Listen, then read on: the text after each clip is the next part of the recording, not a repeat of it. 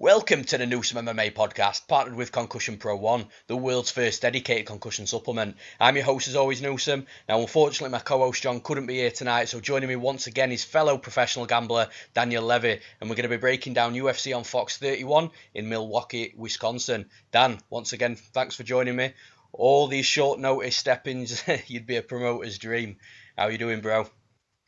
Doing amazing, man. I'm glad I didn't have to wait a year to come back on the show this time. And, big shout out to all the listeners of your show for all the kind words when I was on the show about 2 weeks ago. It was an absolute blast. And I'm looking forward to cashing some more bets this week.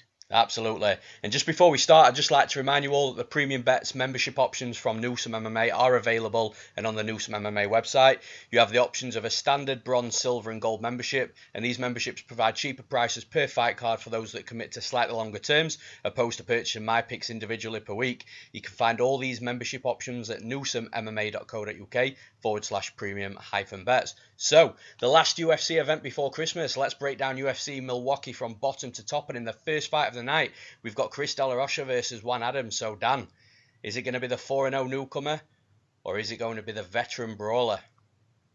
You know, it probably is going to be the 4-0 newcomer. Man, I mean, it's tough betting on guys that are only 4-0, but it's not like Chris De La Rocha has had 10 pro fights or anything like that. He's also, on the lower end of amounts of fights he's had. The only thing is he's 39 years old, but I'll tell you what, the guy, he's super tough. You saw that fight with Milstead. I thought it was kind of an early stoppage. The ref got a little squeamish when he saw all that blood, but that was a bad stoppage. And then obviously, he went out there and beat Rashad Coulter. I mean, if you haven't figured out how to beat Rashad Coulter, my boy Hugh Yao Zong got robbed against Rashad Coulter. Controversial take, but I don't know much about Juan Adams. Just saw his Contender Series fight. I think he's a minus 350, a minus 400 for a reason.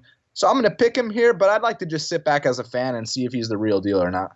Absolutely. But you know who else is 39 years old in the heavyweight division, don't you? The champ Daniel Cormier, right? Absolutely. But no, I agree with you. Juan Adams, I actually looked into him a little bit, and the dude is absolutely huge.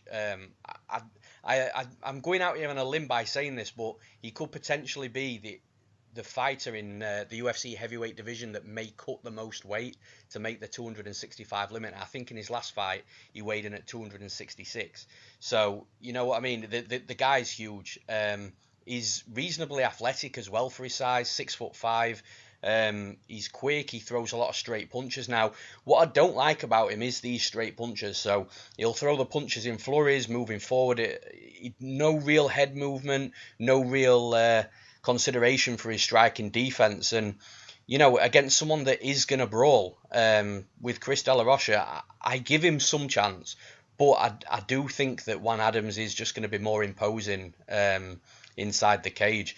And the other strange thing as well is Juan Adams, for his size, he doesn't, from what I've seen anyway, he doesn't tend to be putting fighters away with sort of one punch. Even after he throws a flurry of like 3, 4, 5 punches, fighters are clearly hurt. His opponents are hurt, but they're not dropping, they're not getting flash KO'd or anything like that. So with a fighter that can take damage like Chris De La Rocha, I actually think the fight's going to be closer than what the line suggests. But with that being said, I do think Juan Adams is the younger guy, the bigger guy, the guy that's taken less damage, and the guy that's probably going to look better than his last fight. So, yeah, I'm picking Juan Adams, and I think he goes out there. I think he will eventually knock Chris De La Rocha out. So in the next fight of the night, we've got Trevor Smith versus Zack Cummings. Zack Cummings making his middleweight debut, I believe. So, Dan, who have you got in this one? I see a lot of confidence in Zack Cummings, and honestly, I don't get it that much. I know that Trevor Smith is, on the lower end of the totem pole at the middleweight division, but Zack Cummings just lost to a 55er his last fight, and now you're telling me he's going to beat this 85er? He probably is going to beat this 85er, but I think the price might be a little bit wide here. I think he should be closer to, slightly under 2-1 favorite. But that said, I'll still take Zack Cummings. I think that the clinch exchanges are going to be close, but I think what the difference is that Zack hits a little bit harder and he's more durable. That's one thing about Zack Cummings that you can give him, is that you hit this guy as hard as you can, and you'll probably break your hand, whereas you hit Trevor Smith as hard as you can, and he's going to be unconscious looking up at the lights. So I got Zack Cummings here. Yeah, and you could argue as well that this is this may be more of a suitable weight division for Zack Cummings, because he cuts a lot of weight. I think he cuts from maybe like 205 down to welterweight. And you mentioned his last loss to the 55er in Prazeres, but man, we both know that Prazeres weighs more than will probably weigh more than these middleweights. It's just fun to say that. It's just fun to talk a little bit, Adam. Absolutely, man. But do you know what? People shit on me for this quite a lot, but I actually like Trevor Smith as a fighter and someone to bet on. When you're betting on these ugly, dirty grinders that just do what they need to do, and they know what they're good at and they know what they're not good at, and they don't even bother to go out there and try and do something that they're not good at. They stick to the game plan, they stick to what they know, and that's Trevor Smith all day long. He likes to stick to it, he'll like to work in the clinch, just do enough for referees to stay off you, and not separate you. He likes to take you down to the ground. Again, just do enough to waste time on the clock, do enough so the referee doesn't have a leg to stand on in regards to standing you up, and that type of fight. And that's why I like him. Those type of fighters you can make money off. But having said that, Trevor Smith is sort of the lower level competition of that sort of dirty, ugly type of grinder, and he will get wins in the UFC as we've seen previously. But I think against Zack Cummings, it might be one of those fights where he just falls a little bit too short, and I think that's what's going to happen. I think that there is going to be a lot of clinch exchanges. I do think Cummings can hold his own to an extent. It'll be interesting to see how his cardio holds up. There's always red flags when fighters move up and down divisions for things like power, speed, cardio, and then how they're going to cope with an opponent that's either bigger or smaller or faster or stronger than what they're used to. So I agree with you. I think the line is really wide, but like I said, I do think Cummings is going to take it. I think that I do think his cardio holds up. I think Trevor Smith will start to fade if he can't be successful in grinding Cummings. If he tries to keep taking him down, but he can't, that's all going to wear on his cardio, and then I think from there Cummings can get some separation and just start boxing him up, and that's where, for me, the biggest skill gap is in this fight is in the striking. Cummings is just head and shoulders above where Trevor Smith is in the stand-up. So I think if the fight predominantly takes place there, which I think it will, I think Cummings will have a lot of success. I think it is going to go to a decision, and I think Zack Cummings is going to take it. So in the next fight of the night, we've got Adam Milstead versus Mike Rodriguez. So Dan, who have you got here? It's an interesting fight as well. Adam Milstead, he's kind of got the whole John Cholish thing going on where, he's 1-2, but he feels super entitled. He's speaking out against the UFC. And, normally when guys do stuff like that, it translates to bad performances. And I'll get to the skill set and the matchup here in a second. But, my advice to Adam Milstead would be, can you just play the game just this much? Because, dude, when you get into the UFC, you know that the entry-level pay sucks. You got to work your way up. You got to put on those exciting fights. And, when you're 1-2 in the UFC, you're already complaining.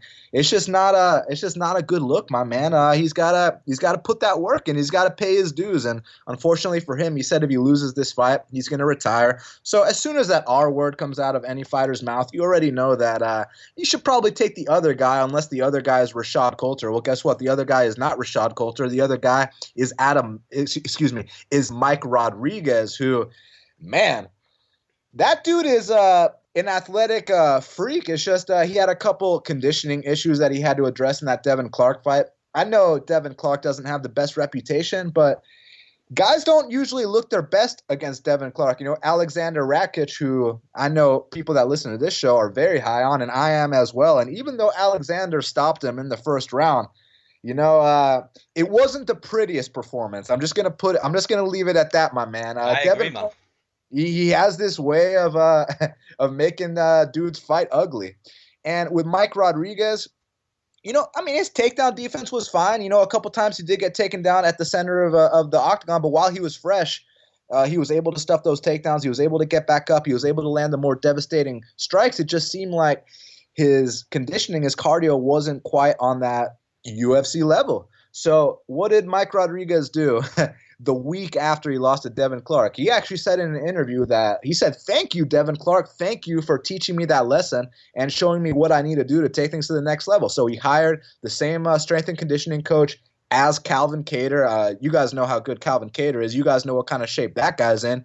So now you're already dealing with a freak athlete who wasn't training, strength and conditioning with a private coach. Now the freak athlete is training with that private coach. I'm expecting a completely different Mike Rodriguez. I mean, he was already knocking guys out with flying knees, and I'm not just talking about on Contender Series either, Adam.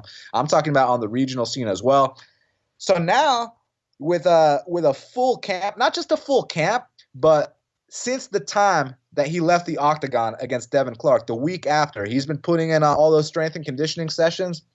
I feel like he's going to be a problem for Adam Milstead. Look, Milstead's a brawler. He hits hard. He comes to fight, somewhat well-rounded, but he's just, a middle of the road, nothing special, and he's got 1 foot out the door. So I see Mike Rodriguez either winning a decision because Milstead is very durable, but don't be surprised if it's a flying knee knockout either. So I was actually surprised by this line being so wide. I think it's probably due to that Devin Clark fight, and people don't know that what kind of, changes and improvements Mike's made since then. That's probably why the line is where it's at. I'd actually said Mike Rodriguez a slight favorite here. So I got Mike Rodriguez to defeat Adam Milstead. Yeah, and it's strange because there's only a year difference between the two of them. I think Mike Rodriguez is 30 with Milstead being 31, but the career trajectories right now are just completely on a separate path. Mike Rodriguez is the one, like you've just mentioned, hiring a strength and conditioning coach, doing the right things, talking about the future and how he wants to improve and how he wants to get to X, Y, and Z. Whereas Milstead is, like I said, only a year older, but talking, I'll go into this in a second, but his mental attitude to the sport right now, and I know you touched upon it, is just not great at all. So I watched an interview with him the other day, and a few things that I took from that and some notes that I made, just because I've never in my life heard an interview with an MMA fighter and them saying not just a couple of these things, but so many negative things. It's almost crazy that he's going to be inside the cage. So he was saying that he has no full-time coaches, he has no dietitian, he works 10 or 11 hours a day in his full-time job. He was complaining about point fighters and Jordan Johnson specifically as well, complaining about judging, including, and this is something I didn't know, the UFC put chips inside your gloves to measure strikes and significant strikes and things like that. So he was complaining about that, complaining about ESPN, which I'm not sure what the whole relevancy was in regards to the interview with that. He was saying he's not used to southpaws. Well, listen, Mike Rodriguez is a southpaw. He's had a lot of injuries over the years, ACL surgeries on each knee. He's retired. He's come back out of retirement. He was saying he turned pro late, and apparently his body's so beat because he was fighting so much as an amateur. He's added stress to his life due to a change of lifestyle, dropping down to 205, saying he loved his food and beer, and obviously he's had to cut that out, and he wasn't totally happy about that to start with. And then he's mentioned this is his last fight on his contract as well, so he says that even if the fight does get tough, he'll want to wrestle, but he can't really wrestle because if he gets a boring decision win, then the UFC probably won't offer him a contract anyway. Now, for me, these aren't good signs at all. Then you go to the stylistic point of view. You've mentioned it already. Milstead's a brawler. He does have a wrestling background, but he doesn't like to use it because he likes to stand and bang. Against a bigger, a taller, gonna be physically bigger fighter inside the cage in Mike Rodriguez, I just don't think that's going to wash. Like he's already mentioned, he's not used to southpaws. So Mike Rodriguez has got an instant advantage there. He can throw some heavy kicks, and Milstead's going to, I would imagine, take a couple of minutes just to figure the guy out. But the guy, yes, he's knocked a lot of people out. Yes, he's athletic and he can throw these flying knees and get these spectacular KOs. But with the style of fighter that Mike Rodriguez is, he's more of a tactician. So he can point fight as well. He's got nice lead leg teeps to the knees of his opponent. He's got a nice jab. He's got decent movement against a guy that's not going to be trying to take him down constantly like Devin Clark. I think he can really flourish inside that cage. So I agree with you. I think he's a I think Adam Milstead's got a big problem on his hands inside the cage, and I don't think he realizes it until he starts to get hit by him. And it wouldn't surprise me if Mike Rodriguez was starting to have so much success that Adam Milstead just started to get onto his wrestling game, just because he's not having so much success on the feet. But when you watch that Mike Rodriguez and Devin Clark fight back, again, like you said, Dan, I was actually relatively impressed with how hard he made Devin Clark work for those takedowns, and I just think Milstead will have the same issues. And I also think that Mike Rodriguez will be stronger in the clinch as well. So if he does manage to get the underhooks, I think he can turn him on the cage. I think he can separate if he wants, or throw some short elbows inside the clinch. I just think that Mike Rodriguez has got so many ways to win this fight. And I think, again, looking at the trajectories of both of the careers right now, looking at where the mental state is of both fighters right now, I'm really surprised on the line as well. So I've got Mike Rodriguez to win, and I think he is going to knock him out late. I think Milstead will just realise after I would say maybe 7.5 minutes, so 1.5 rounds, I think Milstead will realise that it's not going his way, and when it's not going his way, he does start to overreach. He just starts to wing the overhand rights, just looking for that one knockout punch. And because he does that, and because he does overreach, his striking defence is literally just not there at all. I think he'll leave a lot of openings. I can see Mike Rodriguez hitting something straight down the middle and knocking him out. So I've got Mike Rodriguez to win the fight by knockout. Now in the next fight of the night, we've got a line where a lot of people are saying is really wide as well. We've got Jessica Rose Clark versus Andrea Lee. So Dan, who have you got? I do agree that this line is wide as well. But, man, I'm going to show Andrea Lee some respect in terms of her skills. Not in terms of her marriage choices, but in terms of her skills, man. She definitely has a lot of potential, because at first, I thought it was just, this gimmick with the cowboy hat and, the whole bit. But when I watched her UFC debut, man, I see the potential. She's got a decent tie clinch, nice kicks. She's pretty big for the weight class. She can get on top of these girls and grind out the decisions. The submission defense ain't that bad either. The area where Jessica Rose Clark has the advantage here is in the hands, in the boxing exchanges. And that's where, if she is to win this fight, she's going to have to land some big shots on Andrea Lee and avoid getting clinched up.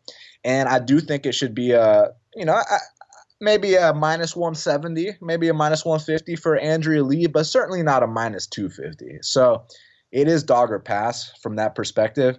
And as far as Jessica Rose Clark's last fight with Jessica Eye, I know it's fun to joke around about Jessica Eye, but the reality is that Jessica Eye is currently number 3 in the world. She just beat Caitlin Chukagian, who was number 3. So that means that Jessica Eye is now number 3. Therefore, Jessica Rose Clark had a fight with the number 3 girl in the world. It was 1-1 heading into the third round. It was up for grabs. And Jessica Eye got that final takedown to seal things off. That was a pretty high-level fight for that division standards.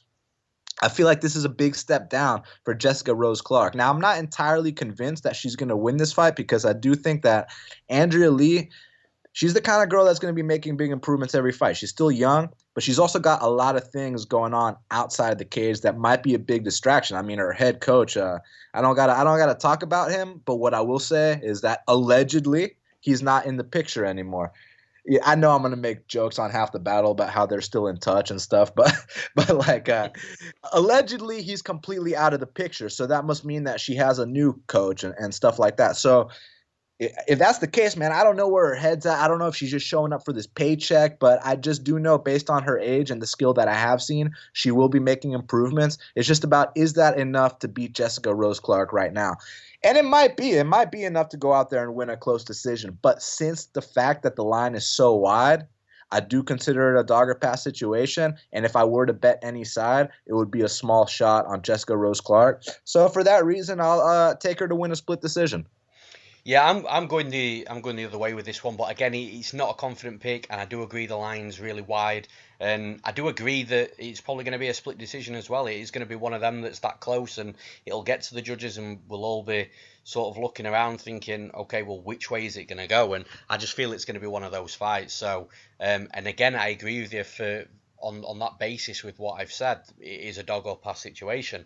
Now for me with Andrea Lee, she's shown that she loves getting the fight to the mat. She's shown she likes to go for the takedowns and win rounds that way. You know, it's a clever way to fight, especially with MMA and what it is today. You know, judges love scoring takedowns and top control as they have done for a long time.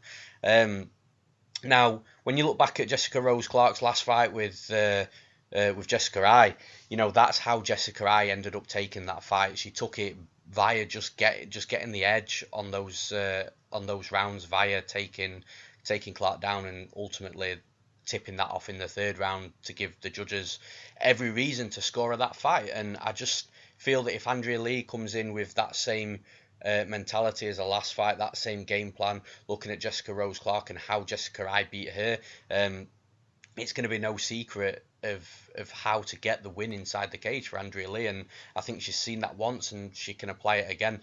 Like you've mentioned, she is big, she is strong for the division, so I'd imagine if she does get close, she does clinch up with Jessica Rose Clark, I think she can have a lot of success in dictating where the fight is going from where they are on the cage, which may just be wasting the clock down, just landing short shots, hoping the ref won't separate them, or getting the fight down to the mat. It's going to be a close fight, like I've already mentioned. Jessica Rose Clark also isn't small for the division either. She can definitely hold her own. I just think Andrea Lee, if she's got that wrestling heavy game plan, which she had in her last fight, I think she can definitely apply that in this fight and have success in doing that. So for that reason, I'm going to take Andrea Lee and I'm going to take her to win via split decision. So in the next fight of the night, and this is one that I'm really actually looking forward to, we've got Dan Ige versus the newcomer Jordan Griffin. Who have you got, Dan? Man, this is going to be another great fight.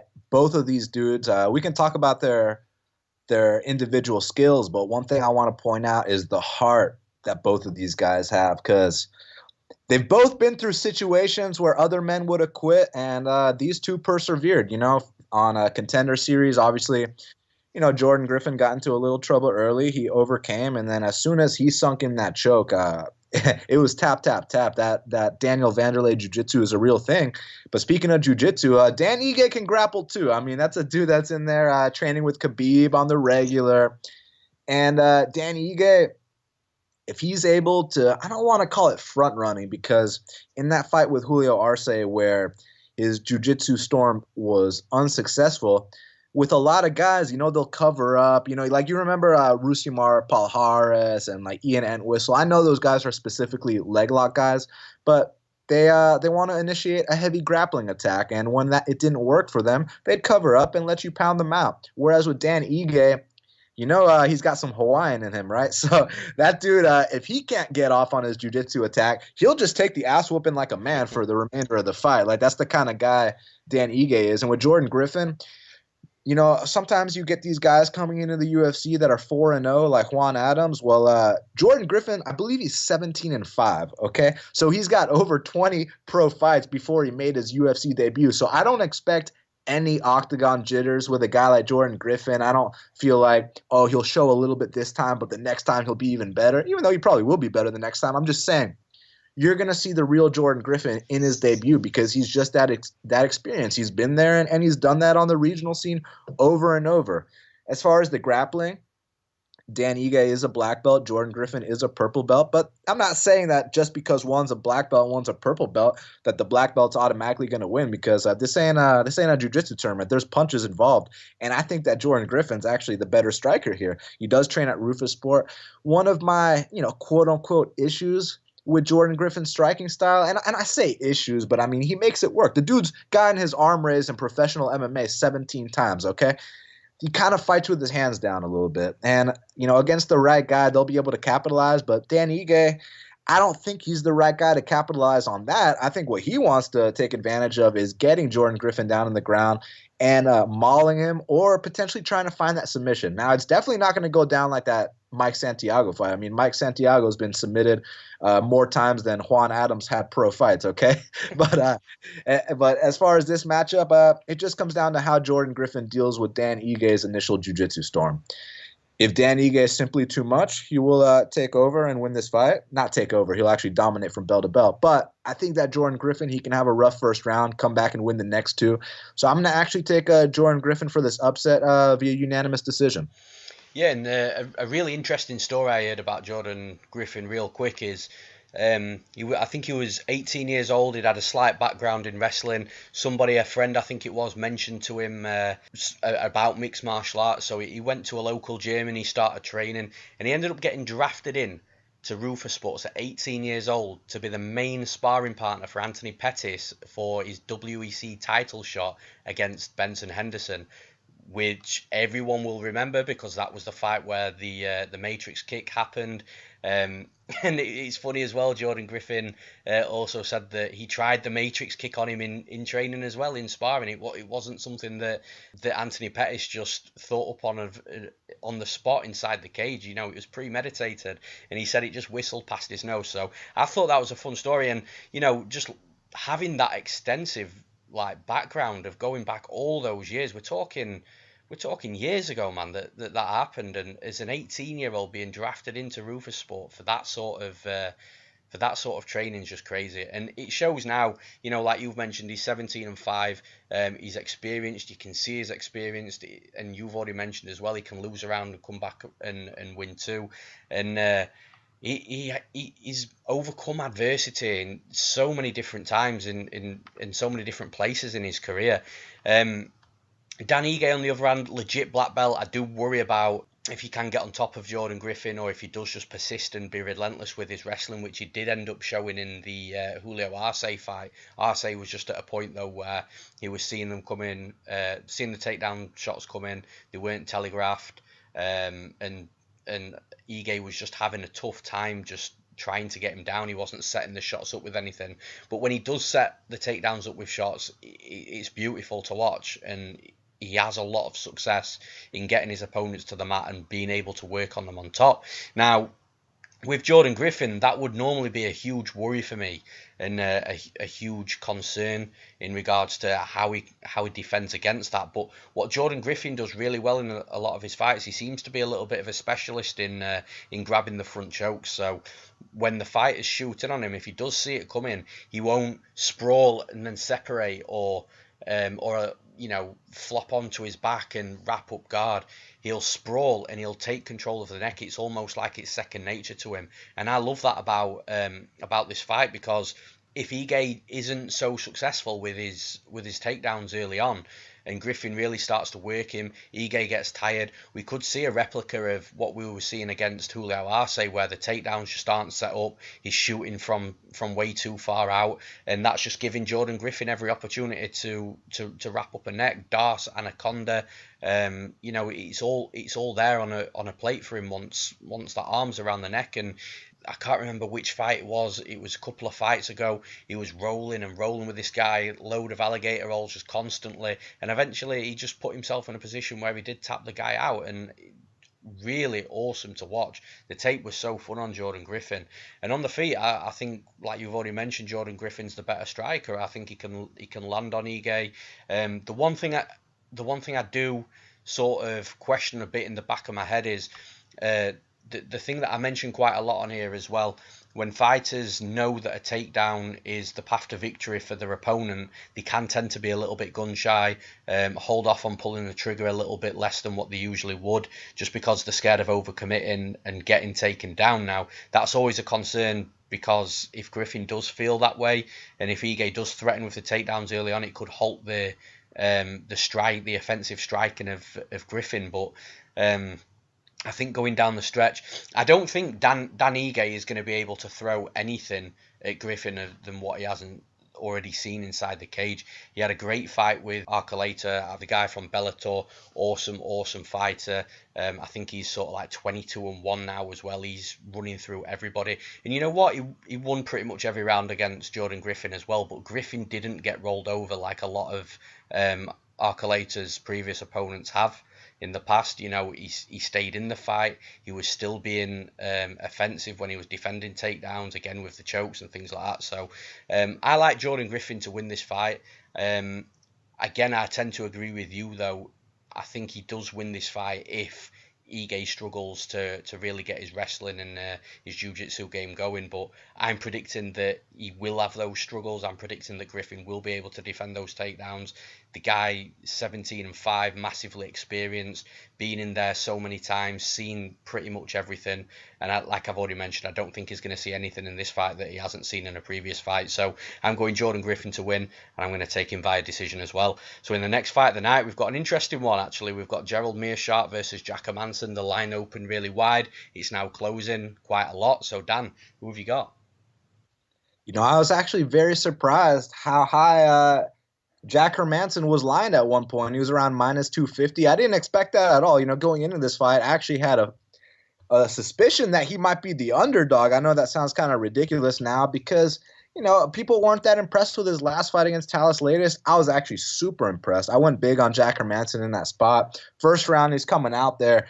His footwork, his movement looks absolutely incredible, and he was teeing off on Talis Latest. And during one of the tie-up exchanges, I believe he cracked his rib, he broke his rib, and, you know, from that point on, he could have just covered up. He could have let the ref intervene. He could have let Talis Latest get that win in Brazil.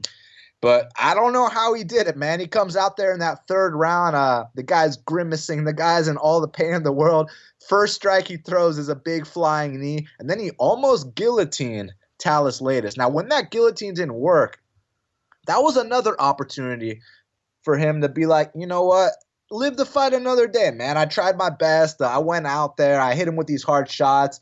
I had that last minute choke attempt. It didn't work out. Well, you know, I want to make sure my health's okay. But Jack Hermansson didn't say that. Jack Hermansson somehow found his way on top of the Brazilian Jiu-Jitsu black belt Talis Latest. And he didn't just ride out the position, Adam. He finished him via strikes. He's the only man in MMA history to finish Talis Latest via strikes. I thought that was absolutely incredible. And, you know, Jack Hermansson had always said, I have the heaviest ground and pound in the UFC middleweight division. And, you know, when he was fighting guys like Brad Scott and Alex Nicholson, you know, I was like, oh, haha, yeah, this is the guy with the hardest ground and pound. But when you pound out a guy like Talis Latest, I think he might have a legitimate claim that he does have the best ground and pound at 185 pounds, man. You know, I'm not going to say in the UFC because I know my boy Johnny Bones Jones might take issue with that. You know, I know Matt Hamill might take issue with that because remember when he beat John Jones? Remember when his head badly abused the elbow of Johnny Bones Jones? So I know those guys might take issue with it. But as far as 185 pounds is concerned, Jack Hermansson's got the best ground and pound. And I also think he's got the best movement and footwork in that weight class. You know, a couple years back, there was this kid named Krzysztof Jotko who I was really high on. You know, he was 19-1. You don't often see records like that. And I was like, man, the way this kid moves. But, you know, unfortunately, he had a couple setbacks, not the same guy anymore. Well, now I'm talking about the way I talked about Jotko, that's how I'm talking about Hermansson now. Because the way this kid moves, I'm like, holy shit, no one can fuck with this guy's movement. So for Gerald Meerschaert, he's so opportunistic. He's so experienced. You slow down on a guy like Gerald Meerschaert, he's not just going to tee off on you, he's going to finish you. And he can pull out submissions out of nowhere. He can take the ass whooping up front and come back. So Jack Hermansson's got to come out here and have the most disciplined performance he's ever had in his career. Because one slip up with a guy like Gerald, look, Gerald's a guy, let me tell you how experienced he is. He tapped out Sam Alvey on the regional scene. You understand what I'm saying? This is how far back this guy goes. GM3 is a total badass, but he's the slower guy here. And like I said, man, if Jack is able to be disciplined for all 3 rounds, he's going to win this fight. But if he starts to slow down a little bit, if he starts to get discouraged or anything like that on a guy like Gerald, I mean, obviously on the feet, you know he's got a hard body kick. You saw what happened to Spicely. But what he's really known for is when he gets on that mat, he's able to find these chokes out of nowhere. And he's so damn tough, man. You saw that Maheta fight. Maheta had to pull out all the stops to take a guy like Gerald Meerschaert out of there. But at the end of the day, I think Jack does enough to win the first 2 rounds. And I think he can survive the 3rd round. I think Jack Hermansson takes this one. Yeah, I agree as well, and it's funny you mentioned the Talis Latest fight because I had a reasonable sized bet on Jack Hermansson in that fight, and I'm watching the fight on my screen, and I get a knock on my door, and it's my buddy. My buddy comes in and he's like, "Oh, Jack Hermansson fight. How's he doing?" At this point, he's in absolute agony. You can see it in his face. I'm so glad he didn't verbally bring that to the attention of the referee, because the fight would have been stopped via verbal submission. But yeah, he sat there and he said, "Oh, how's the fight going?" And I was like, "Oh, it's fucked. The bet's gone." And then it comes into the third round, and man, I was shocked. I was surprised, and like you've already mentioned, the toughness, the heart to be able to come back and be the first man to finish Tyler Zlates via knockout. It was just crazy to see. I'm a big fan of Jack Hermansson. It's weird though, when this fight first got put together, I did favour pre-tape Gerald Meerschaert to win. I just thought, for some reason, I was having flashbacks of the Ferreira fight, the Mutanch fight, where he got taken down, he got submitted really easily. He does seem to, Jack Hermansson does seem to have real issues off his back in regards to defending positional changes and transitions from his opponent, working the way up his body.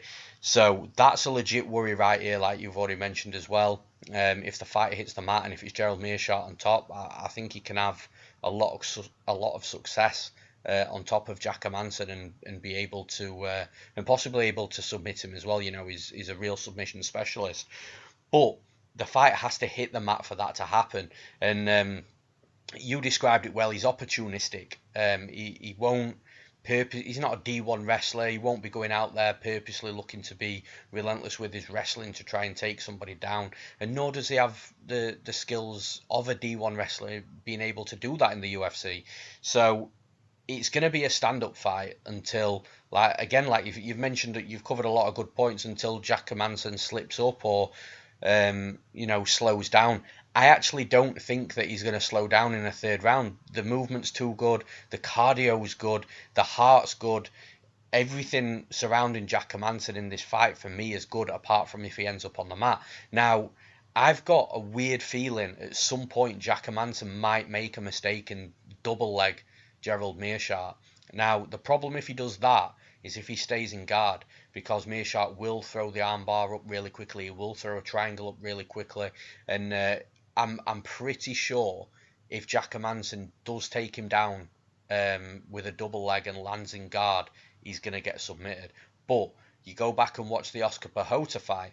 Now, Oscar Pahota had a lot of success in that first round on top of Gerald Meerschaert, but the difference is he didn't sit in guard, he passed straight away. So he was in at least half guard, and whilst he was working, or he had Meerschaert pushed up against the cage where it's naturally just very hard to fling up a triangle or an armbar and pull off submissions while your body's killed up against that cage. So there is ways to still beat Meerschaert on the mat, but you cannot be in the centre of the octagon or away from the cage for any reasonable distance sitting in Meerschaert's guard, because he will submit you. For me, that's the only danger for Jack Hermansson. So although I do agree with the line being so wide, I do think it sits well right now. I think Jack Hermansson sort of hit the -195 line as we speak. So yeah, I've got Jack Hermansson to win. I think he's going to take all 3 rounds. I'll give Meerschaert the benefit of the doubt that he doesn't get finished in this one, but I just think Hermansson's going to just be too much for him. He's going to be a moving target constantly for 15 minutes. And unless he does make that mistake and ends up on the mat, I think he wins comfortably. So I've got Jack Hermansson to win via decision. Now, in the next fight of the night, we've got the returning Jared Gordon versus Joaquim Silva. So, Dan, who have you got in this one? Very, very interesting fight. I know a lot of people love Jared Gordon's story, and I think it's a great story as well. He's overcome a lot of things outside of the cage. The fact that he's here today, alive and well, it's awesome, man. And now he trains out of a great gym with Rufus Sport. He's actually Bilal Muhammad's roommate, and I mean, he's getting the right looks. I respect the guy a lot. What he's known for is that He pushes that pace. And, if you're a guy like Mitchell Quinones who absolutely doesn't belong in the UFC, or if you're a guy like Hakran Diaz who can't take his steroids, then, Jared Gordon is going to not only beat you, but he's going to break you in a way where, you're going to get absolutely embarrassed. He's the kind of guy that'll take one to give one, and that's going to work in certain spots. If they put Jared Gordon in there with Devin Powell, I'm sure he'll go out there and absolutely run right through him. But he's not fighting Devin Powell. He's not fighting Mitchell Quinones. He's not fighting Post USADA Hakran Diaz. Now he's fighting Joaquim Neto BJJ Silva. And I thought Joaquim got extremely disrespected when this line opened. People have a lot of misconceptions about Joaquim Silva. They just think he's, because of the way he looks like a big Brazilian tank. And he is a big Brazilian tank. But due to the way he looks, people think that he's a gassing assassin, that, that it's first round or bust, that, if it goes to the second or third, he's going to be huffing and puffing. And that's actually not the case at all. Minus his first round knockout of Andrew Holbrook, who, Andrew Holbrook beat Jake Matthews, right? But minus his first round knockout of Andrew Holbrook, all his UFC wins have been by decision. And interestingly enough, let's talk about that Reza Madadi fight. He was actually supposed to fight Mirbek Taisumov. Taisumov pulled out. They put in Reza Madadi last minute notice. And what's interesting about that is that when you're training to fight a guy like Taisumov, I highly doubt that wrestling is going to be at the top of the agenda. I'm pretty damn sure that when you're training to fight a guy like Taisumov, you're going to be hitting extra rounds on the pads, extra rounds on the bags, extra rounds of sparring, because you want to make sure your stand-up is as tight as possible, because, you know what kind of power Taisumov has. Taisumov has nuclear hands, has nuclear missiles in his hands. So he gets that last-minute switch-up with Reza Madadi. Reza's a wrestler. Now, Reza goes out there. First round, he was able to get the takedown. He won that round. First round goes to Reza Madadi. Second round comes out. And by the way, isn't Reza like an Iranian state champ wrestler or a Swedish wrestling champ? Something like that. He's got a wrestling background, no doubt about it.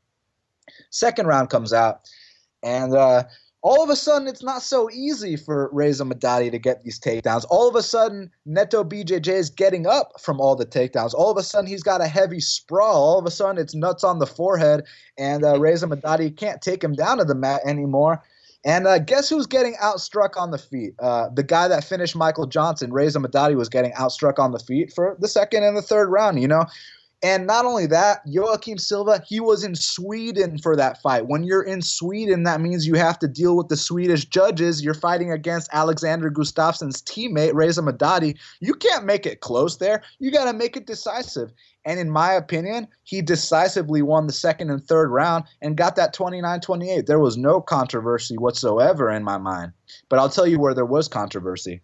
When he fought Vince Pichel, his very next fight. He took a couple of months off. Comes back, fights Vince Pichel, who was coming off a devastating KO of Damian Brown. And, Damian Brown, super tough guy. Damian Brown was known for all of these fight of the night wars in the UFC, the fight with Frank Camacho, the fight with John Tuck, the one with Maestro Kim. Every single time Damian Brown fought, it was always a 3-round war. When he fought Vince Pichel, he got knocked out in the first round. When Joaquim fought Vince Pichel, I know the scorecard said that Vince Pichel won, but I'm pretty sure that Vince Pichel was the one with a closed eye in that fight. I'm pretty sure that Vince Pichel was the one that got his takedown stuffed. I'm pretty sure that he picked up Joaquim Silva over his head and still couldn't take him down. So I actually kind of thought that was a bit of a robbery, my man. And I felt like Joaquim, for being this, big, muscular Brazilian and everyone thinks he gasses, he actually paces himself really damn well. He knows how to pick his shots. And in this spot with Jared Gordon, Jared loves to walk forward. He loves to take one to give one. And like I said, man, you can take one to give one against Mitchell Quinones and Hakran Diaz and, Devin Powell. You cannot take one to give one against Joaquim Silva. Jared Gordon is going to run into some very big shots in this fight. And, this whole, his cardio thing. Dude, his cardio is overrated. What happened in that third round with Hakran Diaz when him and Hakran are basically operating on the same frequency and the shots that they were exchanging in the pocket are slow as fuck? It's just that Hakran, without his steroids, he doesn't have any heart, so he wilted. Joaquim, not only is he faster than Jared Gordon, not only is he not going to be in that, the Nova União state that Hakran was in, He's just going to go out there and keep the same pace for all 3 rounds, land the harder shots, and potentially knock out Jared Gordon. So I think that Jared's very overhyped in this situation. I respect his story. I respect his camp, his teammates, all of that. But I think Joaquim Silva is going to hurt him in the spot, and I think he's going to come through as an underdog. Yeah, and first and foremost, I just want to echo what you've said as well. You know, Jared Gordon's story is inspirational. It's amazing. It's brilliant to hear. I love those positive, life-changing stories where people overcome more adversity than most human beings will ever face in their entire life to really put their life back on track and continue. So just to start with that, just the utmost respect for Jared Gordon and what he's done turning his life around. Now, moving on to this fight, you know, I think it's a bad spot for Jared Gordon. He's had his hype train. People, I think, are still hyped on him and still think he's going to go on to do really big things. And, you know, he may well do, but I think he's got to improve to do that. I've never been so high on him as a fighter.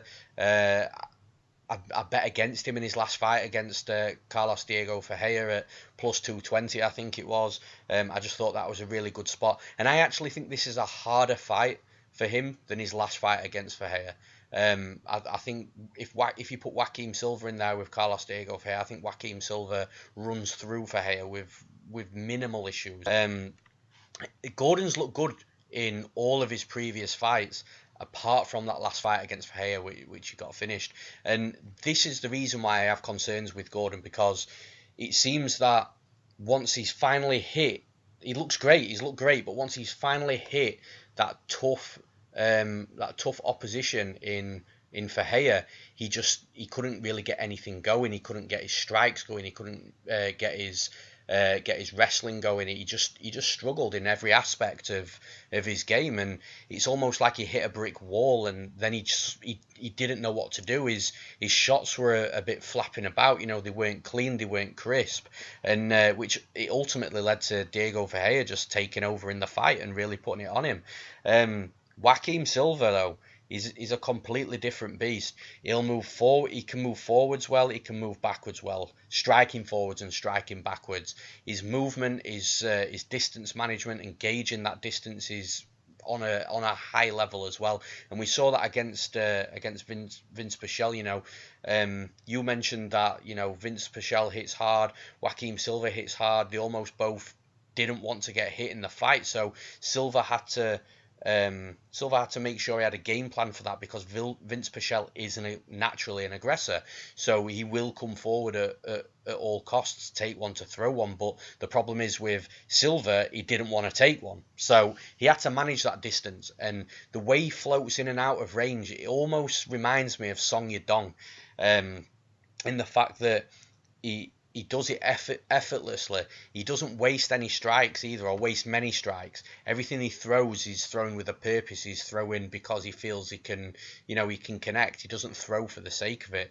In regards to his takedown defense, you mentioned the Reza Madadi fight. The guy is a wrestler. I think the guy's taken down every single person he's ever fought. Yes, he took down Silva 5 times, but he also needed 13 attempts to do it. Now, for a high-level wrestler with a wrestling background as well, that's actually not so bad. And then when you look at the facts and the statistics on Joaquim Silva's takedown defense, it's around 63%, which is pretty decent for the UFC level. Not many fighters are above sort of that 60-65% on the takedown defense. And then we move over to Vince Pichel, a guy that's taken down fighters 17 times out of 27 attempts, a guy that's got a serious takedown game, a serious wrestling game. He's big, he's strong, he's aggressive, and he took down Joaquim Silva once out of 4 attempts. Once, and Silva popped straight back up. Like you said, he had him over his shoulder trying to throw him down, and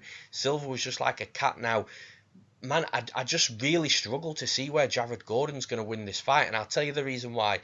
Let's start with whether Gordon's going to be the aggressor or whether he's going to manage his gas tank and his cardio and sort of hold off a little bit. So we'll go through that. If he's the aggressor and he comes forward and he starts swinging wild, he leaves openings, and you can see he leaves openings because Ferreira found an opening and he knocked him down and ended up putting him out. but he leaves the openings while he's being aggressive and striking.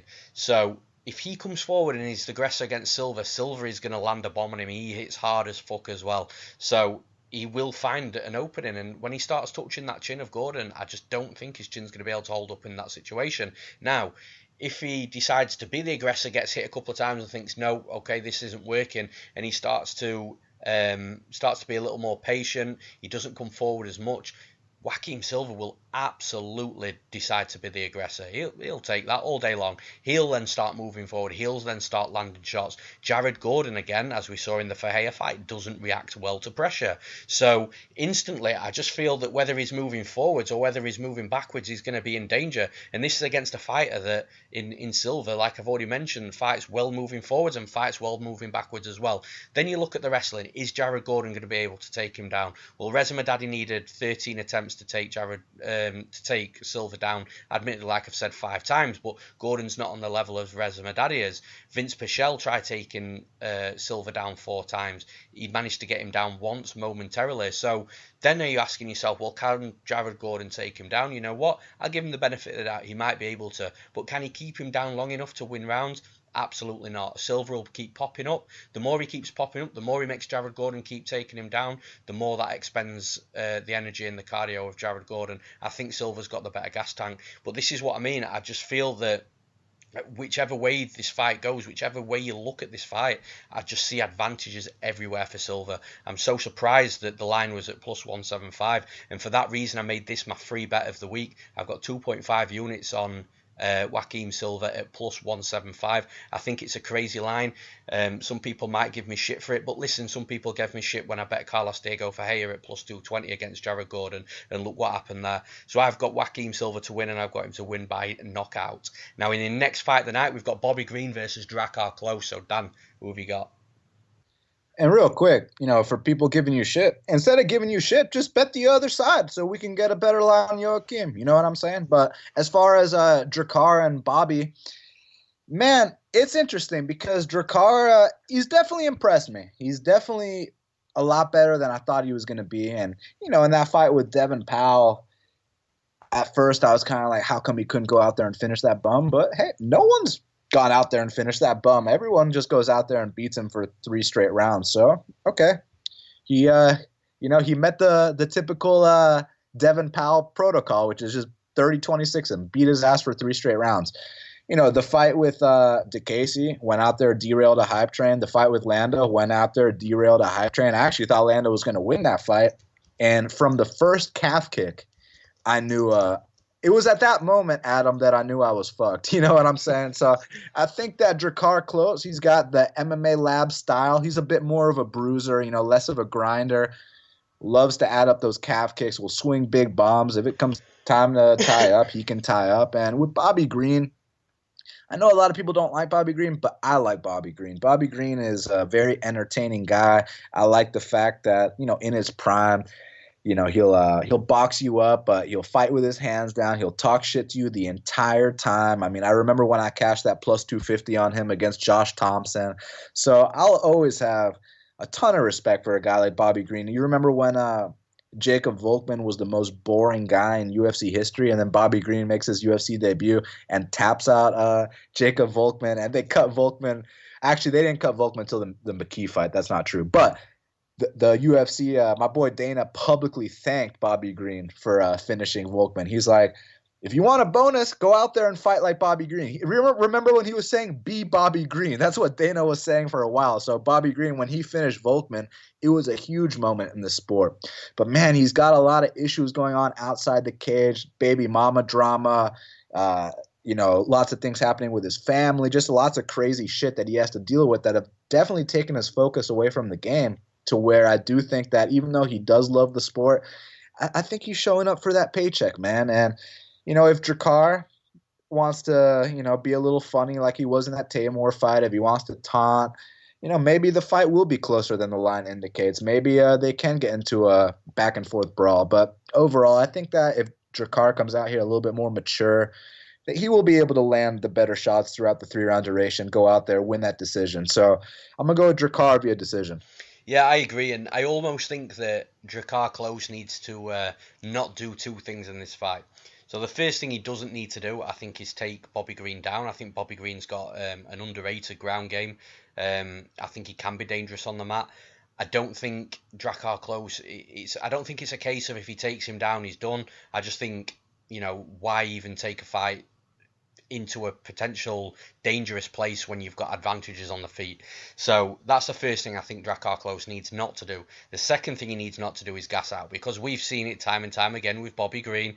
Fighters will come out in that first round, they'll unload, they'll put everything on Green, they'll think they have him hurt, they'll try and finish him, he'll still be there, he'll still be standing, and then, that 10-8 round in round one sort of gasses that 10-8 fighter out, and then Bobby Green will come back, he'll win rounds 2 and 3 and then get the draw. That's predominantly what happens in a lot of the recent Bobby Green fights, and Drakkar Klose just needs not to gas out in round one, and I think he'll be absolutely fine. He has got a good gas tank though. I don't see him gassing out. Like you said, I think he'll land the better shots. He's got the better movement. I think he's quicker. I just think this is a really tough out for Bobby Green. But listen, how many times have we said that in the past? We said that about Lando Venata. He was a tough out, and look what happened in that fight. So the same with Rashid Magomedov as well. That fight was so much closer than what pre-fight we were all talking about. So Bobby Green has got a knack for making the fights that shouldn't be close really close. So for that reason, I do think the line should be a little bit closer. I don't think it should be quite as wide as what it is. But also, having said that, I think Drakkar Klose does take the winner. I think he takes it via decision. Now, in the next fight of the night, we've got Zack Ottow versus Dwight Grant. So, Dan, who have you got here? I'm looking forward to this because I have a feeling that it's going to be a vicious, brutal, stiff KO here. Zack Ottow is a guy that if you ask anyone from Milwaukee, besides anyone from Zack Ottow's gym, if you ask them what the deal is, what's the scoop on Zack Ottow, everyone from Milwaukee, let's just say that Zack Ottow doesn't have a reputation for being the toughest guy from the Milwaukee scene. Let's just leave it at that, my man. And I think it's pretty evident in his fights. The only out there and beat Berkman. I mean, that could arguably got Berkman. Barely beat Kuchi Kunimoto. And he didn't barely beat Mike Pyle, but I mean, Mike Pyle announced that week he was retiring. So, you beat a 43-year-old in his retirement fight. Congrats, Zack. You have that name on your resume. But, this is a guy that got stopped by Jacob Volkman in the first round. Isn't it kind of funny, Adam, how we've mentioned Jacob Volkman twice on this podcast already, and how earlier this week you mentioned him on Twitter for having the worst nickname, even though you know where he got that nickname from, right? The movie Dumb and Dumber, my boy Lloyd Christmas. Oh, really? I never knew that. Okay, that makes a little bit more sense now. Yeah, so don't hate on Volkman too much, but no, I mean, look, Volkman went out there. When you lose to Volkman, it's the most boring decision of your life, the most boring fight you've ever seen, right? Well, when Volkman fought Ottow, he first round embarrassed him. He highlight reeled Zack Ottow. You know what I'm saying? That's the kind of level Zack Ottow's on. And I think that Dwight Grant, there's risk to them. He's scared than he looks. You watch that Contender Series fight, and yeah, it took a little bit longer than you would have liked. I know, look, everyone wanted him to just go out there and starch the guy in the first 30 seconds. So the fact that he did it in the first 7 minutes makes everyone think that Dwight Grant, he's not that good or he's overrated, but he's not overrated. First of all, this guy trains at AKA. So he's in there with Daniel Cormier, with Habib, with Islam Makhachev, with all those guys every single day. And if you go back and you watch some of his regional fights, there's this kid named Jordan Williams who won via devastating finish on Contender Series. And Dwight Grant slept him. Dwight Grant knocked that kid into the fifth dimension. Dwight Grant is serious. And when you see Dwight Grant's takedown defense, his sprawl is absolutely nasty. Obviously, he's super athletic too. I think that Zack Ottow is about to take a canvas nap here. I think that the minus 290 line is absolutely warranted. I know people are trying to act like it should be closer. It should not be closer. Zack Ottow is getting launched here. It's going to be a canvas nap. I got Dwight Grant via KO. Yeah, I absolutely agree. I think Zack Ottow he can be a very good fighter, but the lower end of the competition in the division in the UFC. So we've seen him beat Mike Pyle, we've seen him beat Berkman, but I think those are the types of fighters that he will do really well against. Even Kunimoto, he started off really strong against him and just allowed himself to fade for really no apparent reason. It was almost really strange to watch that happen. But like you've mentioned about Dwight Grant, he's got knockout power. He's got a good wrestling game, training out of AKA, training with the beasts up there. I just don't see any other. Method of victory here for Dwight Grant, or even in the fight, than the KO win for him. We saw what Sage Northcutt has done to him. We've seen Zack Ottow now be knocked out a couple of times, and I just don't think the story's going to be any different in this one. So I've got Dwight Grant to win, and I've got him to win via knockout. Now in the next fight of the night, one that I may be on my own with this one, I'm not sure. We've got Jim Miller versus Charles Dobronx Oliveira. So who have you got, Dan? So if you're on your own, I guess that means you're picking my boy Jim Miller, huh? Yeah. I know this is your show. I know you're the host. You want to go first? Yeah, sure, man. So Jim Miller, for me, he got absolutely written off when he got knocked out by Dan Hooker. A lot of people at that point thought, the chin's not there, Jim Miller's not there, he's not going to be the same again. But then he comes out in his next fight and against Alex White, and man, what a performance that was. And I think I actually picked him to decision Alex White in that fight, potentially a submission if he could get takedowns. And I think it's just given a real good insight to how quickly people write fighters off, and it's just amazing how fighters can just turn things around when you least expect it. And I think Jim Miller's one of them. And the thing is with Charles Oliveira, his main path to victory in pretty much every single fight is the takedown, getting the fight to the mat, trying to work submissions. But Jim Miller is a beast on the mat as well. Yes, Dobronx has got the most submission wins in UFC history. Yes, he's absolutely talented in his submission game, and he could submit 90% of the fighters in his division. But I just think Jim Miller is going to be a really tough task to submit. He's not going to get laid over so easily on the mat. He's not going to get rolled over. He's not going to give up easily. And, we're talking about fighters giving up. Dobronx has quit so many times in the past, quit in situations where it surprised me and it surprised others. And, that's not a good look for him, especially in a fight with Jim Miller. I think on the feet, Dobronx is, I think he's quite robotic in a way. I don't think he does anything that's too elusive, and I don't think his speed's overly great. I don't think his power's overly great either. I think on the feet, Jim Miller may be the better fighter. And I just think I think the line's crazy. I think the line's off for sure. The biggest advantage in the fight between the two of them, I don't know. I genuinely don't know. I think the striking's close. Jim Miller edges it. I think the grappling's close. I think Oliveira just edges it. But I think ultimately it's going to be who's got the more heart, who's got the better cardio, and who's going to look better in front of the judges' scorecard should it go there. And I think the guy there is Jim Miller. So I'm picking Jim Miller to win the fight. Again, might be on my own. Might be on my own against a lot of people. It is just a pick, but yeah, it's Jim Miller, man. I think he's going to get it done by a decision. So who have you got, Dan?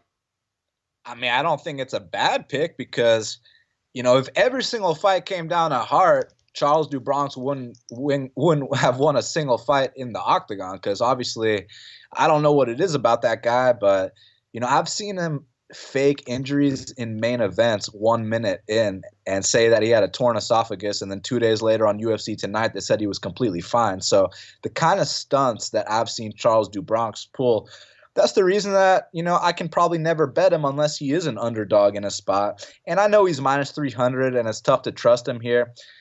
But man, Jim Miller, I know he looked really good against Alex White. Hey, I had Alex White there. Much respect to Jim. I don't know the deal, because sometimes, it's the Lyme disease. That's why he gasses out so quick. That's why he lost 4 of his last 5. That's why all these things. But then sometimes he says the Lyme disease is behind him. He goes out there, drops Alex White right away, and then takes his back and chokes him out and shows glimpses of the old Jim Miller. So I'm like, is that Lyme disease under control or not? I have no idea. But as far as this matchup, interestingly enough, the first time they fought a million years ago, I actually picked Do Bronx to win the fight. And then Jim Miller went out there and tapped him out with that knee bar. It was very, very impressive. But as far as this one's concerned, I know Jim Miller looked amazing his last fight. I know Alex White, drops the ball a lot, but I'm still not convinced Jim Miller's back, dude. If he comes out here and he fucking goes out there and starches Do Bronx, then I'll be convinced he's back. But I just don't think he is, man. And I think that Do Bronx, somewhere along the way, it's going to be a first or second round submission. He's going to dangle off that neck and choke him out, extend his record for most submissions in UFC history. But look, if this becomes a battle of wills, if somehow Jim Miller escapes that initial submission attempt, or if things don't go 100% right for Charles Do Bronx, he will quit like he has many, many times. It's like, it's funny. You know how last week I was talking about how, with Thiago Marreta Santos, he's got that hammer on his chest, the hammer tattoo, and, he's the best hammer, but he's the worst nail. I'm gonna take that back because he ate some pretty fucking heavy shots. Maybe for him, he just needed to move up a weight class. Well, I'm gonna move that title to Charles Do Bronx Oliveira. Charles Oliveira is the best hammer and the worst nail in the UFC. And if any little thing goes wrong in this fight, he will check out. He will look for a way out. But I think he's a big favorite for a reason. I think he comes out here. I think he submits Jim Miller. So in the next fight of the night, we've got Rob Font versus Sergio Pettis. So Sergio Pettis moving up, probably at a good time as well with what's going on in the flyweight division. And he's facing Rob Font. So Dan, who have you got in this one? Great fight. I know I'm going to have a controversial opinion on this one. And I'm just going to go ahead and let everyone know that I'm picking Sergio Pettis here, and I'll tell you why. So I know people think that Robbie Font is too big for him, and he definitely is bigger than them. He's a natural bantamweight, and Sergio was fighting at flyweight, and all that is very, very true. But let's look at the style matchup. When Sergio lost his last fight against Jussier Formiga, who, perennial top 3 guy. So, it wasn't even really a fight. Jussier just took his back for 3 straight rounds and nothing happened. No one got hurt. It was no big deal. It was the most non-violent fight I've ever seen. That's the kind of fight you show people who talk about how this is such a violent sport. Just show them Sergio Pettis versus Jussier. They hugged each other for 15 straight minutes. It was cute. But if you think for a second that Rob Font is about to backpack Sergio Pettis for 3 straight rounds, I don't know what to tell you. You're completely wrong. That's not what's going to happen. If Rob Font is to win this fight, it'll be via knockout. That's what Rob Font does. He knocks guys out.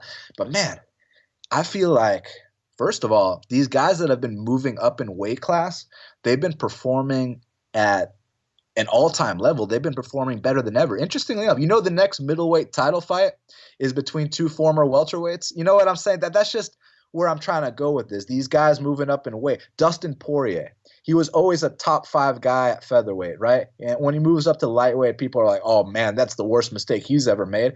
Well, he made it to number 5 at featherweight. He made it to number 3 at lightweight. So that's more proof I have that these guys moving up in weight are doing pretty good. Now, I know someone's going to talk about how, Sergio lost to Bruce Leroy and Ryan Benoit and, all these things. Yeah, when he was 19 years old, he lost to a 35er. Okay, he's fucking 25 years old. He's a grown man now. He's at that point where when he moves up, now he's actually going to look like a bantamweight. So as far as this matchup with Robbie Font's concerned, look, I think Rob Font's the harder hitter. I think a lot of guys are the harder hitter than Sergio Pettis. I think John Moraga is the harder hitter than Sergio Pettis. I think that Joseph Benavidez has more knockouts. You saw what he just did to Alex Perez, right? The only people on planet Earth to ever beat Joseph Benavidez? Dominic Cruz, Demetrius Mighty Mouse Johnson, and the guy that's the underdog this weekend named Sergio Pettis. Those are the only people that ever beat the world-class Joseph Benavidez, the guy that's married to Megan O'Leary, the real badass. Sergio Pettis beat him. I know, it was flyweight, this is bantamweight, but so what? There's levels to this shit. Rob Font is a top 15 guy. Joseph Benavidez is a top 3 guy. There's a big difference in class. Now, I know the weight and all that, but But Sergio's beaten higher levels than Rob Font, and that's just facts. Rob Font, even the fight with Tomas Almeida, I felt like he was losing the entire fight until he touched Tomas's chin. We know Tomas has no chin. I love Tomas Almeida, one of my all-time favorite fighters, and I'm still heartbroken from the day he lost to Cody Garbrandt. But I mean, look, let's face it. Tomas has no chin. What about Robbie Font's fight with Douglas Silva de Andrade? Sorry to discredit it, but that fight wasn't in Brazil, right? You know that Douglas Silva de Andrade is only scary when he fights in Brazil, right? Okay, well, that wasn't in Brazil. This is in Milwaukee. And I haven't even gotten to the matchup yet. I feel like Robbie Font's too slow for Sergio Pettis. I feel like Sergio Pettis can follow the Rafael Assunção game plan, which is pick this guy apart. The guy is going to swing wild. He's going to swing big haze. But just sit back, be technical, be precise, be pinpoint, and be the better striker out there, because Sergio is 100% the better striker than Robbie Font, and the blueprint's been laid. Every single time Rob Font fights a better striker, he loses. John Lineker, Pedro Munoz, Rafael Assunção. If Tomas Almeida actually had a chin, he would have won that fight too. I think Sergio does have a chin. I think he's going to take shots better at 135 pounds, and I actually think that he outstrikes Robbie Font for 3 straight rounds and comes through as an underdog. So I'm going to go with Sergio Pettis. Yeah, I mean, from my perspective, I don't think it's very controversial at all, because I'm picking Sergio Pettis too. And I've already had a conversation with somebody earlier on about this as well. They were asking, if I was betting Rob Font, and I was like, no, absolutely not. And, just went on to discuss Sergio Pettis a little bit, and it's funny because it's going to sound like this is going to sound almost like a duplication of what you've just said, because I feel that our reads from a stylistic perspective are at borderline identical. I think the move up, and I said this at the time, as soon as Sergio Pettis got announced as moving up to bantamweight, I retweeted it, or I tweeted something out just saying I think it's a great move for him. It just wasn't working for him down at flyweight, in my opinion. At that point, we didn't know the flyweight division was gonna get absolutely demolished, but I thought it was a good move for him, a good career move. It wasn't working in one division, so, step up, see what you can do in the next one. I think that's a smart career move for any mixed martial artist.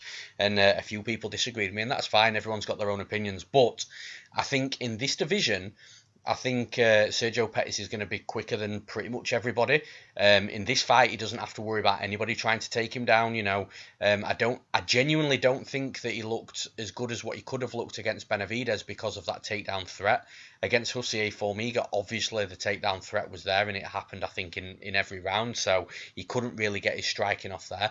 Even to an extent against Brandon Moreno, Moreno was always going to be looking for those takedowns, so he couldn't really flourish.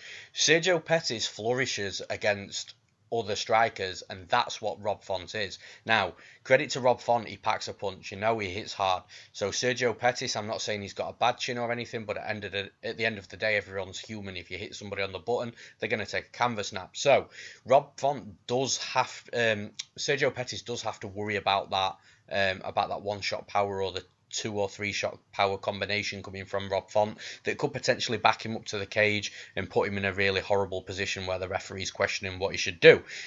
Aside from all that, Sergio Pettis is the better technical striker. He'll be able to move in and out quicker than I think Rob Font will be able to start figuring out and start throwing strikes. I think Sergio Pettis, like I've already mentioned, is definitely going to be the faster overall fighter. As I've already mentioned, he doesn't have to worry about being taken down. In this fight, Sergio Pettis can just fight. He can fight his own game. He doesn't have to worry about where he's deficient in mixed martial arts, where we all know where that is. So then you move on to the cardio. I think Sergio Pettis is a cardio machine. Have we ever seen him tired? I don't think I've seen him tired. I've seen him fight 5 rounds as well. And what's going to happen when Rob Font is recognising this? He's recognising that Pettis is bouncing all over. He's in and out. He's out voluming him. I've already mentioned earlier that 7.5 minute mark in fights when a fighter's losing and they know they're losing. If their IQ is good enough and they can recognise that the fight's not going their way, things start to change. You see it. Does Rob Font just start looking for that one-shot knockout, to try and really put him away? And once that starts happening, that for me makes Sergio Pettis' life a whole lot easier inside the cage. So for me, it's not a controversial pick. It's a pick that that I'm making as well. And I think Pettis is going to do this, and I think he's going to do it over 3 rounds. So I've got Sergio Pettis to win via decision. Now in the next fight of the night, we've got Edson Barboza versus Dan the Hangman Hooker now. And I won half the battle, Dan. He used the phrase quite a lot, the people's main event. I think it's fair to say that this is the people's main event. Would you agree? And who have you got? Oh, I'd 100% agree. And it's a tough call. I'll tell you why. If Edson Barboza had an unbelievable chin, I think he'd be a world champion by now. I think that offensively speaking, it's kind of like we were talking about these guys who are great hammers, but not the best nails. That's not entirely true with Barboza because he's so tough. You watch that fight, just watch his last 2 fights. I mean, his corner could have threw in the towel. He could have covered up. He could have looked for every out possible those last 2 fights if he wasn't as tough as they come. And instead he took his ass whooping like a man. So the toughness is not in question. What is in question with Barboza is his chin. I've seen pre-Reebok, I've seen him get dropped with a jab before. I've seen him get knocked out by Jamie Varner before. Post-Reebok, I've seen Gilbert Melendez drop him, okay? I mean, it's just – and obviously you saw what Beneil was doing to him before he got stopped with that knee, right? So I really question Edson Barboza's chin. But his output, I mean, probably the best striker in the entire sport. So him versus Dan Hooker. If this fight does go to decision, I think that it's going to be Barboza winning that decision. I think he's going to obviously chop him down with the leg kicks. Just do what Barboza does. Have the faster hands, throw the spins every now and then, and really chop down the tall man. Because, when you're fighting a taller opponent, there's 2 ways to beat them. There's 3 ways. There's the wrestling approach, which isn't going to happen here. So let's talk about the 2 ways that I was going to mention, which are, number 1, you chop down the tree with the leg kicks. And number 2, you throw big overhands up top. Those are the 2 ways to beat a tall man. So I think that Barboza, the leg kicks are going to be massive weapons in this fight. I think he will chop down Dan Hooker, and then I think he's going to try to go upstairs. Dan Hooker does have that tall man's defense. But one thing about Hooker, he might not be as fast as Barboza. He might not be as athletic, as explosive. He might not even have the same technique as Barboza. But he's got a better chin than Barboza. And it's one thing to give it, but can you take it too? And I know Barboza can take it in terms of, that ground and pound beating he took against his last 2 opponents, Lee and Habib. But this is a different kind of can you take it against Dan Hooker, because can you take a clean knee to your chin? Can he survive a straight right down the pipe? Those are my big questions. If he does, like I said, if this fight goes all 3, I think Barboza wins. But if there's a stoppage, I think it will be Hooker finding the chin of Edson Barboza. And, people try to act like Barboza doesn't have a chin issue. I mean, it's not like my boy Chuck Liddell where, you throw a paper ball and the guy goes unconscious. But if Dan Hooker throws one of his concussive blows like he threw to Gilbert Burns and all the other guys on this current win streak, he can knock out Barboza. However, I think Barboza is going to maybe get wobbled once, maybe get dropped once, but overall, he's going to win about 14 minutes of the fight. So I got Barboza via decision here. Hooker will be back. I'm on the opposite side on this one. I'm high on Hooker. I'm not ready to get off that train yet, but this is by far the hardest fight that he's had in the UFC, and it may be the hardest fight that he has in the UFC for a while, because if I'm wrong and he does go on to lose the fight, then obviously he takes a few steps back, he fights a few more less aggressive, less high level competition, and while he's making his way naturally back up to the top again. And I don't know though, man. I think that Dan Hooker, you're right in what you're saying. The leg kicks are going to be a big weapon. Barboza has to chop him down. If he does start getting off on his leg kicks, Hooker will start thinking about the leg kicks, and then Barboza will go up top. And man, you can't speak enough about Barboza's kicking game. It's unbelievable. It's not just ridiculously powerful, ridiculously dangerously powerful, but it's accurate, it's quick. You don't see it coming. Nothing's telegraphed. Even the spin kicks. Normally, a fighter will be able to see sort of their opponent's body as they're angling towards the spin, and then you've got the actual spin itself, which gives you few seconds to to see it before you can react. But you don't get any of that with Barboza. It's just quick, it's seamless, and it happens in the click of your fingers, and it's crazy. Like, you can't really speak highly of it enough. So for me, Dan Hooker has to recognise that. He has to recognise that he can't be on the end of the kicks. That's how you beat Barboza. You mentioned the Beneil Dariush fight. That's how Beneil Dariush was beating Barboza. He was beating him because he was in boxing range. He was landing the short shots. He wasn't being out. He wasn't being out in the open for too long to be able to get chopped down by Barboza's kicking offence. And I'm not saying Barboza didn't hit him. Obviously, he fucking finished him with the brutal flying knee. You know, Beneil made a couple of mistakes, and those mistakes were staying out a little bit too long at times. But for the majority of the fight, he was in Barboza's face. He was making sure that the kicks were just completely eliminated from Barboza's game. And ultimately, that's how you beat Edson Barboza. You've just got to make sure that the kicks are eliminated, because once you get rid of Barboza's kicks, he then becomes a lot easier to beat. Now, the problem with Dan Hooker in this fight is I don't think he's absolutely used to being on the inside into boxing range and fighting that way. So I think he's gonna be forced to fight that way. I think in his training camp they'll game plan for that. So yes, he'll have had 8 to 12 weeks, however long his camp's been, you know, training specifically for Barboza and training specifically inside boxing range, getting comfortable. But actually, when he gets inside the cage and does that, it's definitely going to be a lot different than how comfortable he feels maybe inside his training camp doing it. But ultimately, even though he may not be as comfortable inside that short range, I still think he'll be the better fighter inside that short range, and I think that's going to be the difference. He just can't stay on the outside in kicking range against Barboza. He can't, because he will lose the fight. Ultimately, I can see Dan Hooker finishing him inside, maybe a short elbow, maybe a short knee, you know, a Thai plum clinch where the knee lands on the chin, maybe something like that. I could see a finish, or I could see it going to a decision. And like I say, if he's stuck to a game plan, if he's done everything the right way, I think he can beat Barboza on a decision just from being the one that's the aggressor, because he has to be. If he's inside boxing range, he has to be the one dictating that. So he will be the aggressor. He will be the one landing more volume in that scenario. So if it goes to a decision, I ultimately favour Dan Hooker to win a decision in that circumstance. But obviously I can be totally wrong, and if I am wrong and Hooker does stay on the outside, he's going to get absolutely obliterated. Do you know what? I disagree with you, Dan, in the sense that Barboza's more likely to go on to a decision, because I think if Dan Hooker stays into kicking range, I don't think he will last 15 minutes. The kicks are too brutal. Even as fans, even as the guys watching this sport, we love violence, we love blood, we love knockouts, we love everything about the whole violence of the sport.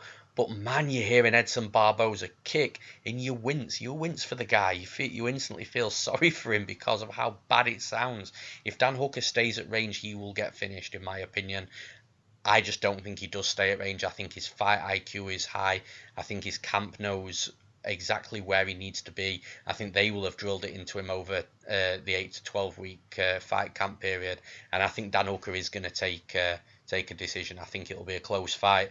I think Barboza will manage to stop Dan Hooker coming into boxing range a little too much. So I think we are going to see a bit of a mix between the boxing range and the kicking range. But ultimately, I think the boxing range will be the more predominant range in the fight. And for that reason, I'm picking Dan Hooker. And then we move on to the main event of the evening. We've got the rematch. We've got Kevin Lee versus Iaquinta. Who have we got in this one, Dan? You know, the first fight, I hope people went back and watched it because it was super entertaining. And I believe it was the end of the second round when Kevin Lee almost choked Iaquinta unconscious. It was the second round, right? So, man, it kind of foreshadowed what's going to happen here in this rematch because, look, I respect Iaquinta a lot. He's not great anywhere. He's just decent everywhere. You know, he's a serviceable guy, good in every area.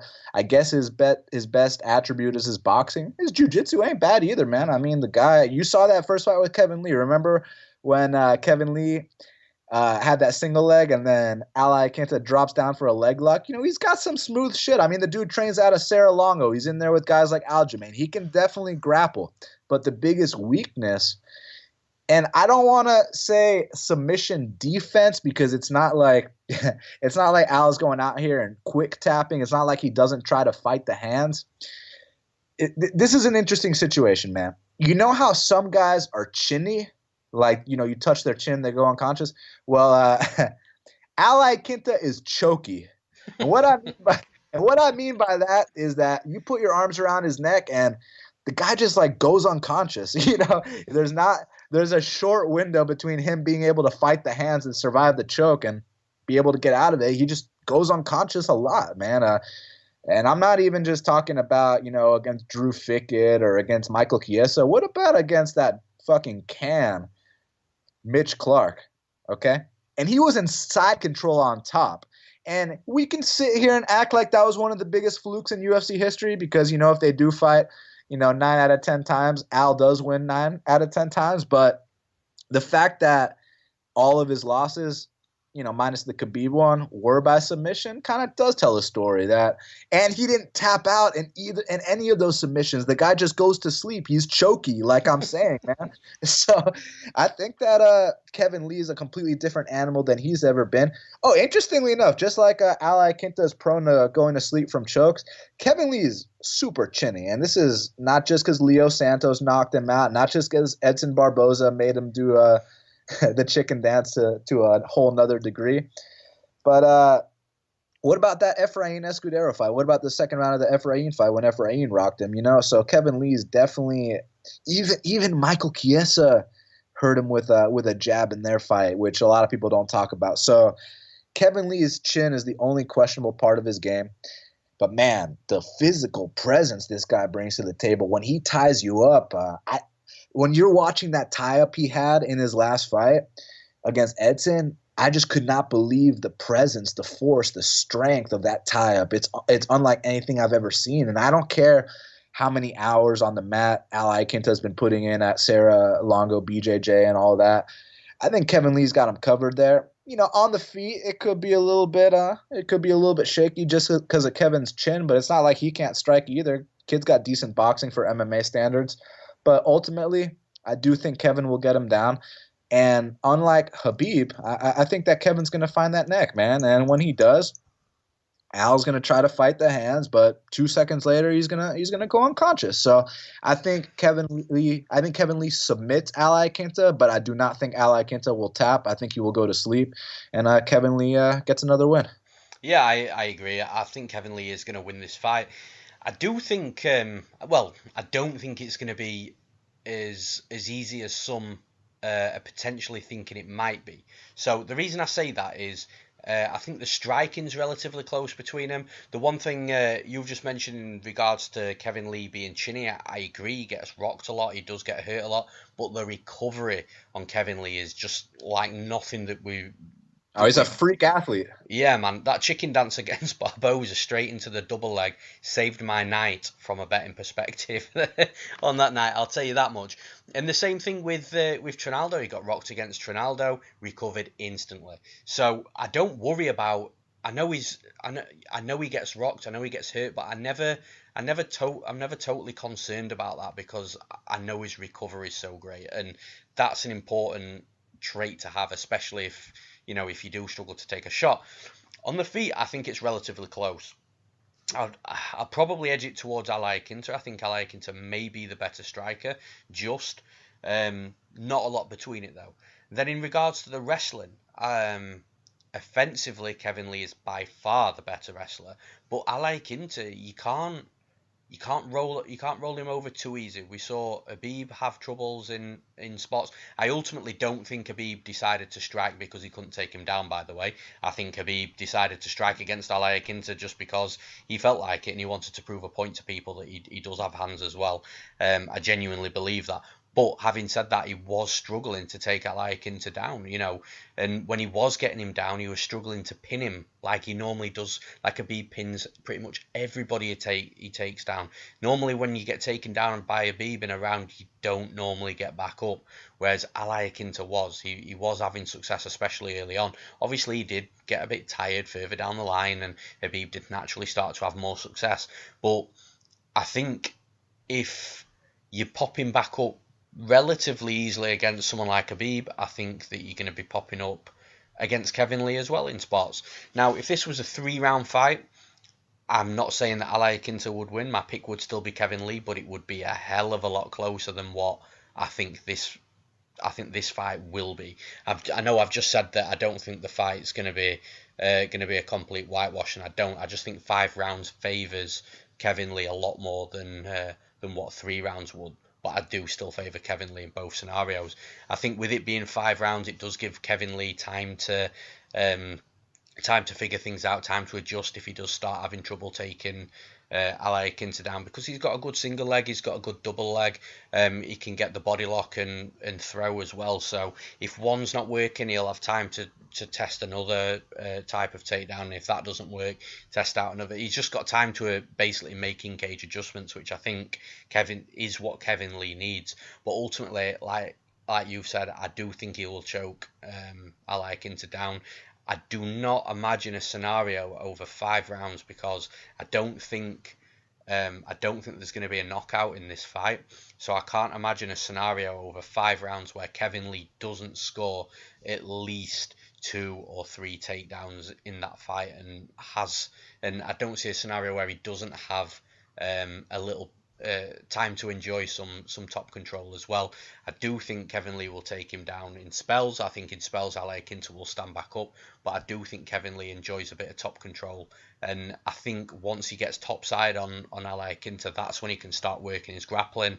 That's when he can start transitioning and looking for that submission, whether it be an arm triangle, whether Iaquinta gives his back and it be a rear naked choke. I just see, I agree with you. I think it is going to be some form of choke submission, and I've got Kevin Lee to win via submission. And that's all she wrote for the fight breakdowns, guys. And we move on. So welcome to the hot topics portion. So the first thing I'd like to kick this off with is the ever rumoured new UFC weight division at 165 pounds. Obviously, nothing's been confirmed. Nothing, as far as we're aware, is going to be confirmed anytime soon. But the rumours do tend to be getting stronger. More and more fighters are coming out saying that it's a weight class that would suit them. And just very quickly, I've just made a list of fighters that I think could potentially enter a 165 pound division. So the names that I've got on the list, some may agree with, some may not. That's absolutely fine. This is just my take on it. I've got Conor McGregor, I've got Khabib Nurmagomedov, I've got Kevin Lee, I've got Rafael dos Anjos, I've got Colby Covington, Ben Askren, Gunnar Nelson, James Vick, Michel Prazeres, Francisco Trinaldo, Michael Chiesa, Jorge Masvidal, Donald Cerrone, Leon Edwards. That's just a quick list that I made up of fighters at the top of the welterweight and lightweight divisions that could merge together and make a 165 pound division. I'm in favour of it, not for the fact of all this stuff where people think it's gonna eradicate the health issues on weight cutting. I don't think it will make that much of a difference at all. I just think it'll improve fighters' performances inside the cage, because they'll have less of a weight cut, or they'll be able to move up without it being as dangerous as what it would be if they were going to welterweight, obviously from lightweight. So I don't think it'll eradicate the health issues on weight cutting.